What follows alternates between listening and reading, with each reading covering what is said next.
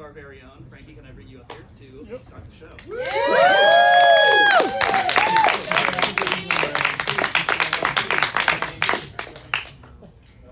You got to project. Sorry, I'm like. Dude, I'm Dominican. I'm loud. Yeah, that's all right. You know. All right. Who has never seen these movies? You. Yo. Nah, y'all gonna make me cry because these films are truly important to me, and these films that Toei produced on their sub-label V Cinema paved the way not only for action films in Japan, but also the distribution of independent style filmmaking. It was actually not independent, but they got a lot of up-and-coming directors and legacy directors to do movies for the sub-label. Because before I talk about Crime Hunter, you need to understand the state of the economy in Japan in the late 80s. If you guys are aware, Japan was going through a great economic rise from the 70s to the 80s. I mean, look, they invaded us with Honda cars, Toyotas, and I'm not hating.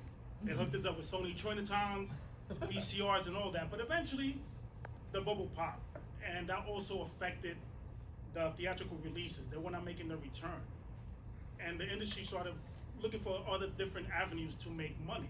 And then noticed that with anime, they started doing OVAs, original video animations, and we got some amazing stuff some of you guys grew up with, like Toshiden, based on the PlayStation video game, Perfect Blue, stuff like that. Even though that was more theatrical, but you get the point. They would notice like, hey, these adult themes, straight to video releases are working. And the reason for that is because they didn't get the same restrictions at theatrical releases, so creators have a lot more freedom.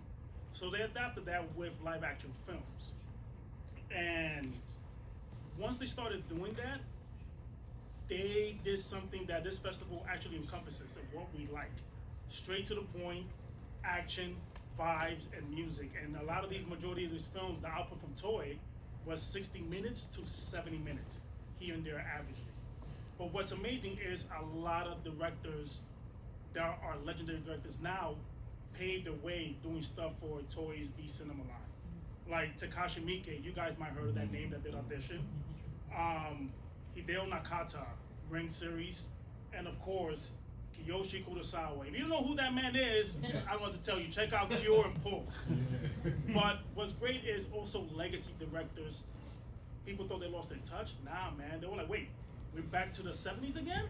And that is Toru Murukawa that did the game Trilogy, which they're selling right now, right the lobby and Big Bad Film Fest, and Tony Stella did the cover. Rest in peace to our great Tony Stella. And Teru Ishii did work for them, and some of you guys might know his films Black Woman's Curse with Meiko Kaji, and Echi Kudo that did 13 Assassins and Castle of the Owls. So all these directors are doing amazing output. Everything is banging out of the park, man. It's hitting. But as every time when something's good is going well for a studio, what they're gonna do? They're gonna try to maximize it. To the point that they even had a V Cinema America label, believe it or not. And one of the known films was American Yakuza, which has the guy from Lord of the Rings, Vigo. So he does some great work. He has a little jungle thing happening in there. So yeah, you had that happening. Even a V Cinema Teen line. Never seen it. Not my thing. Looked like Nickelodeon but Japanese style. But one thing that makes this film so great is because everything you're gonna see in this trilogy set the template and the foundation how to do action that influenced the stuff that we saw in the 2000s, like the film Versus, or the Sage of Chiba films that like Alien versus Ninja, all that wacky stuff that we grew up watching in the 2000s during the rental era. All that started with the foundation with the Crime Hunter trilogy. Now with that said, guys, have a blast because this movie feels so LA, so swaggy, the jazz music, the neon lights, man.